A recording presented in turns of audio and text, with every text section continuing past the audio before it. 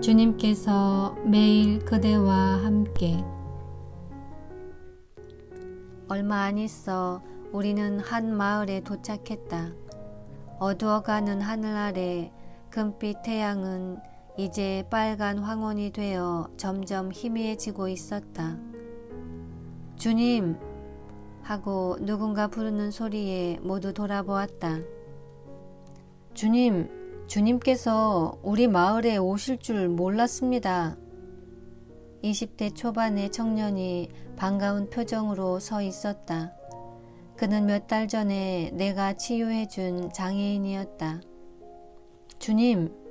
청년은 내 손을 잡고 너무나 기뻐했다. 저희 집은 주님의 집이오니 오셔서 저희와 함께 머무르십시오. 다시 만나서 반갑다. 아주 건강해 보이는구나. 청년과 내가 서로 아는 체를 하자 베드로가 귓속말로 속삭였다. 누굽니까, 주님? 얼마 전에 내가 이 청년의 상처받은 마음과 불편한 몸을 치유해 주었다. 하느님께서 이 청년의 기도를 들어주셨던 것이다. 내가 제자들을 향해 크게 말했다. 아, 그랬습니까? 하고 베드로는 고개를 끄덕였지만 그 청년을 기억하지 못하는 듯 했다. 주님, 저희 집에 머무르지 않으시겠습니까? 청년은 다시 열성적으로 물었다. 제자들은 치유받은 사람들의 초대를 받아 몇몇 집으로 나뉘어 갔고 베드로와 나는 청년의 집에 머물렀다. 그의 부모님은 우리한테 무엇을 더 해주지 못해서 전전긍긍이었다. 필요한 것이 없는지 불편한 것은 없는지 끊임없이 물었다. 차려준 저녁 식사는 거창하지는 않았지만 정성이 듬뿍 담겨 있었고 사랑으로 대접해주는 식사라서 아주 맛있고 만족스러웠다. 식사 후 우리는 모두 둘러앉아서 이야기를 나누었다. 선생님, 저희 집에 와주셔서 정말 기쁩니다. 하고 청년이 말했다. 다윗아, 나도 기쁘구나. 내가 웃으면서 대답을 하자 베드로도 동의하며 고개를 끄덕였다. 그의 부모가 조용히 앉아서 나에게 미소를 짓고 있는 가운데 다윗이 말했다. 선생님, 잠깐 동안 제 어머니와 개인적으로 말씀을 나누어 주시지 않겠습니까? 어머니는 오랜 세월 동안 마음속에 뭔가를 앓고 계십니다. 선생님께서 도와주셨으면 좋겠습니다. 물론 도와주고 말고. 다윗의 어머니와 아버지의 가슴 속에 담겨있는 슬픔을 보며 내가 대답했다. 선생님과 어머니가 단 둘만의 시간을 갖도록 제자분은 우리 아버지와 저와 함께 산책이나 하시겠어요? 하고 다윗이 권했다. 거 좋은 생각이군. 산책을 다녀오면 오늘 밤에 잠을 잘 자게 될 거야. 베드로가 그들과 나가려고 일어서며 말했다. 우리는 회당으로 가서 다윗 어머니의 슬픔이 치유받도록 기도하면 좋겠군. 베드로는 자신이 다른 사람의 마음을 읽을 수 있는 은사를 받았다는 것을 알지 못했고 장차 성령이 임하시면 다른 사람들을 도와주기 위해 그 은사를 자주 쓰게 될 것도 알지 못했다. 그들은 나가면서 문을 닫았다. 나는 내 눈길을 피하려고 애쓰는 다윗의 어머니를 쳐다보았다. 두려워하지 마십시오. 다윗 어머니를 비난하러 온 것이 아니고 도와주러 왔습니다. 나에게 마음을 열고 나의 치유를 받으십시오. 나는 손을 내밀어 그녀의 손을 잡았다.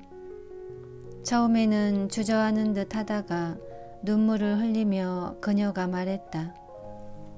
다윗이 아직 태어나지도 않았던 젊은 시절이었습니다. 어느 날 시장에 갔다가 돌아오는 길이었는데 로마군 3명이 나를 붙잡아 방으로 끌고 가서 밤새도록 저를 가두어 두었습니다. 그녀는 심하게 흐느꼈다. 괜찮습니다, 다윗 어머니. 괜찮습니다. 그 군인들은 돌아가며 나를 강간했습니다.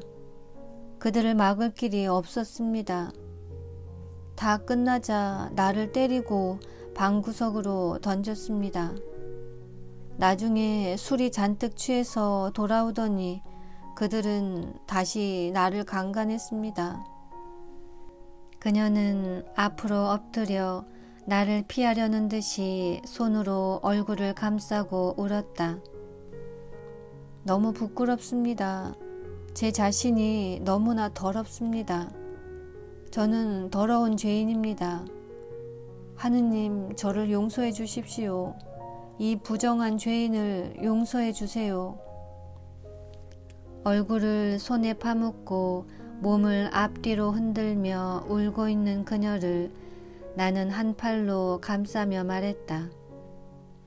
다윗 어머니는 아무것도 잘못한 것이 없습니다. 다윗 어머니가 하려고 해서 생긴 일이 아닙니다. 제가 죄를 지은 것이 틀림없습니다.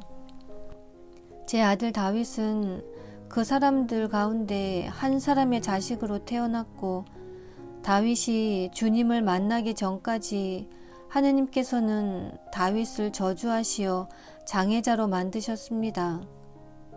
가련한 제 남편은 다윗이 자기 아들이 아닌 줄을 알고 있으니 얼마나 괴롭겠습니까?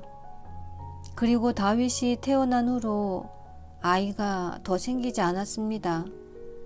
이 사실을 아는 사람은 제 남편밖에 없으니 주님, 제발 아무에게도 말씀하지 말아 주십시오. 다른 사람이 이 사실을 알게 된다면 차라리 저는 죽는 게 더 낫겠습니다. 다윗이 이 사실을 알게 된다면 그 아이 앞길을 망치게 될 것입니다. 다윗은 자기 아버지를 정말 사랑하고 있거든요. 그녀는 가슴이 터져라 울면서 말했다. 나는 그녀의 머리를 쓰다듬었다. 다윗 어머니는 아무 잘못을 저지르지 않았어요. 그러니 자신을 너무 탓하지 마십시오. 아름다운 젊은 여인을 강제로 겁탈한 그 사람들이 죄를 지은 것입니다. 다윗 어머니는 죄를 짓지 않았습니다. 다윗 어머니가 그것을 원했던 것이 아니었는데 어떻게 죄가 되겠습니까? 그렇지만 주님, 그녀가 가로막으며 말했다. 저는 그 사람들 중 한 사람의 아이를 뵙고 하느님께서 그 아이를 우리 불쌍한 다윗을 처벌하지 않으셨습니까? 하느님께서 다윗을 처벌하신 것이 아닙니다. 하느님께서는 다윗을 치유하셨습니다. 다윗이 자기 어머니와 아버지에게 얼마나 많은 기쁨을 가져다 주었는지 생각해 보십시오. 그것을 어떻게 버리라고 할 수 있겠습니까? 어떠한 괴로움 속에 있을 때라도 다윗의 마음은 항상 사랑으로 가득했습니다. 하느님께서는 다윗을 통해 다윗 어머니에게 얼마나 큰 선물을 안겨주셨습니까? 자식도 없는 불쌍한 제 남편, 다윗을 볼 때마다 그 로마 군인들을 생각하게 되는 불쌍한 제 남편은 어떻게 합니까? 그녀는 비통해하며 울부짖었다. 다윗 아버지는 다윗을 분명히 자기 친아들같이 사랑합니다. 그리고 그는 부인을 사랑하고 부인한테 아무런 한을 품고 있지 않습니다. 그는 언제나 부인을 사랑했습니다. 그의 사랑은 부인을 탓하지 않고 부인의 고통을 함께 나누는 진실한 사랑입니다. 그는 참으로 좋은 사람입니다. 그건 사실입니다, 주님. 그는 저를 한 번도 원망하지 않았고 항상 저를 사랑해 주기만 했습니다. 그날 옷이 찢어진 채 온몸에 멍이 들어 집에 돌아왔을 때 저를 목욕시켜 새 옷을 갈아입혀 주고는 저를 끌어안고 몇 시간이나 사랑한다고 했습니다. 그녀는 울면서 내 눈을 들여다보았다. 나는 앞으로 몸을 기울여 그녀의 이마에 입맞춤하며 말했다. 당신과 당신의 남편한테서 내가 그 고통을 드러냅니다. 서로에 대한 사랑의 기쁨과 하느님께 대한 사랑의 기쁨이 두 사람 안에 넘치도록 하겠습니다. 갑자기 그녀가 울음을 그치며 미소를 지었다. 주님께 말씀드리고 나니 얼마나 기분이 좋은지 모르겠습니다.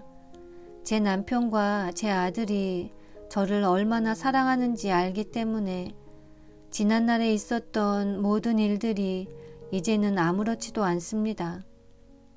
저는 처음으로 그 로마 군인들을 용서해주고 싶기까지 합니다.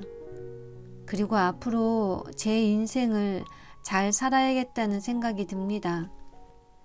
그녀가 하는 말의 진실성이 얼굴에 광채로 나타났다. 바로 그때 문이 열리며 세 사람이 돌아왔다. 그녀의 남편은 자기 부인에게 미소를 지으며 말했다. 당신 아주 행복해 보이는구려. 근래 들어 당신이 이렇게 행복해 보인 적이 없었소. 말이 끝나자마자 남편이 달려가서 아내를 껴안았다. 동시에 아내도 사랑해요 여보, 당신을 사랑해요 하며 남편의 뺨에 입을 맞추었다. 다윗은 울음을 터뜨리며 감사합니다 주님. 어머니가 저렇게 행복해 하시는 것을 본 적이 없습니다. 감사합니다. 하고는 아버지와 어머니한테 가서 두 사람을 감싸 안았다. 베드로 역시 사랑이 넘치는 전경을 눈앞에 보며 너무 기뻐서 그들과 함께 울고 있었다. 흥분이 가라앉자 나는 다윗의 아버지를 바깥으로 데리고 나갔다. 당신은 참으로 좋은 하느님의 아들이요. 그런 괴로움을 겪으면서도 가슴 속에 분노나 노여움을 품지 않았어요. 당신은 하느님의 참된 아들이요. 주님, 베풀어 주신 모든 것에 감사합니다. 하느님께서 저의 기도를 들어주셨습니다. 아내가 다시 행복해지기만 원했거든요. 그 로마 군인들은 옛날에 벌써 다 용서해 주었습니다. 다만 제 아내가 그것을 떨쳐버리지 못하고 있어서 괴로웠을 뿐입니다. 다윗이 제 아들이 아닌 것을 저도 압니다. 그러나 다윗은 제 아들입니다. 다윗을 제 아들로서 사랑하는 것은 다윗한테서 제 어머니를 볼 수 있고 하느님께서 다윗을 저희에게 보내주셨기 때문입니다. 그러니 어떻게 다윗을 사랑하지 않을 수 있겠습니까? 다윗은 당신의 아들이요. 다만 로마 군인들이 저지른 짓 때문에 당신의 생각이 흐트러졌을 뿐이요. 그 일이 있었던 며칠 전 일을 돌이켜 생각해 보시오. 부인과 함께 당신 여동생의 결혼식에 갔다가 돌아온 다음 기분이 좋아서 저녁에 부인과 사랑으로 잠자리를 같이 한 것을 기억해 보시오. 바로 그때가 다윗의 생명이 시작된 때였소. 그걸 어떻게 아십니까? 저는 잊어버리고 있었는데요. 주님, 맞습니다. 다윗은 제 아들입니다. 바로 제 아들입니다. 그는 기쁨의 소리를 외쳤다. 한 가지 더 말하겠는데 다윗은 곧 남동생을 갖게 될 것이요.